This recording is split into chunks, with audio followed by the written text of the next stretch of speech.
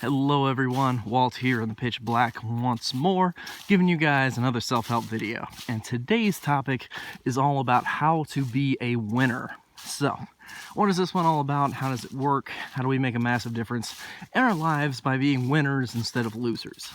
Well, in my opinion, life really comes down to a group who is either going to be the winner group or the loser group. Now, some of this comes back to just a general zero-sum mentality you might get out of trading the markets, where you have a situation where there are the people who consistently win with small kind of downturns. And these are not just big banks and big investment kind of groups. They're individual traders on a day-to-day basis that make money consistently, but they're the few. And then there are those larger group, which I would call the losers.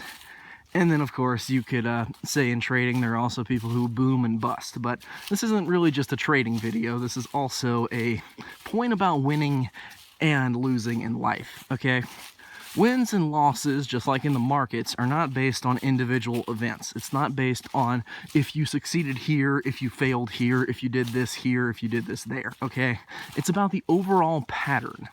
And in the world of being a trader, you can go from being a loser to easily becoming a winner with a quick change in your mindset and a little bit of better risk management and style to your trading, following a specific edge and all that kind of stuff.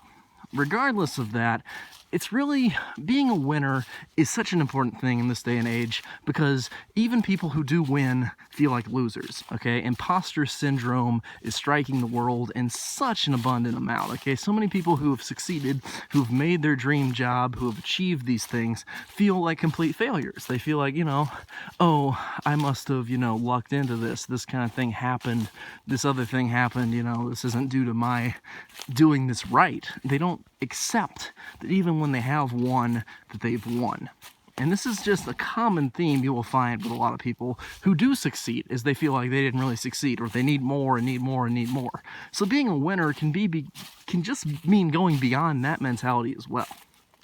And in life, winning is necessary. You want to be somebody who is consistently making money, who is consistently happy, who is consistently healthy, all these kind of things.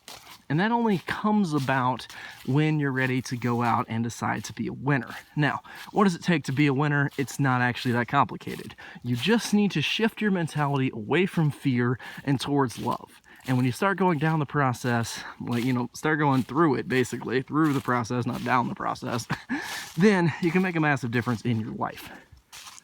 So let's kind of dive into how that works. So there are a few basic things to realize here. First off, there are only two basic emotions, okay, that are at the root of all emotions. Feeling good, feeling bad, basically. Emotions can either lift you up or throw you down. Now, this is assuming that these emotions are not drug-induced, because that is a more complicated procedure about the brain and the neurobiology of changes in receptors and whatnot. But assuming you just have the brain on normal chemicals here, loving emotions are going to make you feel good, and that's good for you. And fearful emotions are going to make you feel bad, and that's bad for you. So what you want to do is boost your loving emotions and lower your fearful emotions. When it comes down to it, fearful emotions boil down mainly into three categories, at least three categories I've discovered so far in my work through it. Fear can manifest primarily, well, you could say through the 6 basic fears, I suppose, from Think and Grow Rich, but I like to make it a little more practical, and to say that a lot of time fear has minions, and these come in the form of guilt, perfectionism, and doubt. And as I've talked about in other videos, and we'll continue to talk about for the rest of time here, basically, the way these work is guilt is going to just be someone who makes you feel bad about the past. Use the technique I mentioned, like the second video I ever made on this topic on how to get rid of him. I've done plenty of work on guilt. Perfectionism is one you can also get rid of when you follow a method of only doing 2 things at a time, where you're basically kind of stopping your mind from going into an excessive amount of trying to change things without accepting things, okay? And finally, doubt can be beaten when you're willing to kind of almost summon desire, as I also talked about in a previous video. When you're willing to work to get your desire up, and when you're willing to just deny doubt that he's right, to say, you know, just doubt here, you're wrong, okay? What you're claiming is just ridiculous, because doubt, perfectionism, and guilt's claims are all ridiculous. Fear is false. Fear is not what is real. It's not natural, and it's not useful here, okay? This is not fight or flight fear. This is simply fear that is long run, that is something that normally animals would only suffer from during starvation or a drought, okay? But people suffer from it almost their entire lives because it's an emotional state that they now are triggering over and over and over again. Here's how you get out of it and into a paradigm where you're winning at things.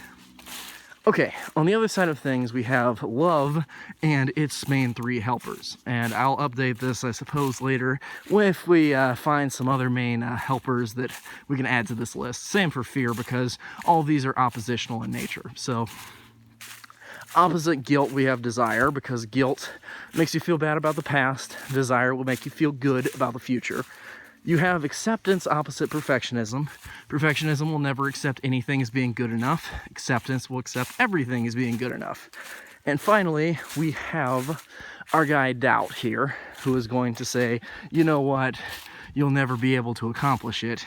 And on the other side, we have belief, saying you'll always be able to accomplish it.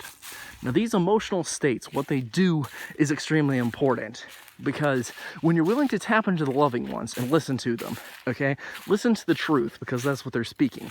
What they're saying is, I can do this. I want to do this. I believe I can do this. I can do this. Here's where I'm at. Here's where I want to go. Let's go there. Basically is what the loving emotions are doing. And the fearful emotions are like, okay, make sure you don't know where you're at, don't know where you want to go, and just stay there, okay? The fearful emotions will always make you feel bad and always keep you where you are, okay? But what you want to do is to go beyond that, to become something more than who you are right now, and to transform into more of a winner, regardless of how much you already win at whatever you do. You can become so much more of a winner when you just start going after it, when you start tapping into the loving emotions and saying, I can do this. Winners can be people who fail a lot along the way, and you will have to encounter failure if you're going after winning. So make the journey though, because it's a lot of fun, it's useful, it feels great to win at whatever you're doing, in many cases at least. And you can become so much more successful and so much happier in your day-to-day life. Anyway, that's about it on my video about how to become a winner.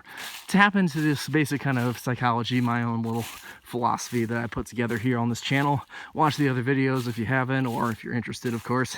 And yeah, that's how you become a winner. So stay tuned for our next video. Feel free to comment on any of this stuff. And yeah, I'll see you next time.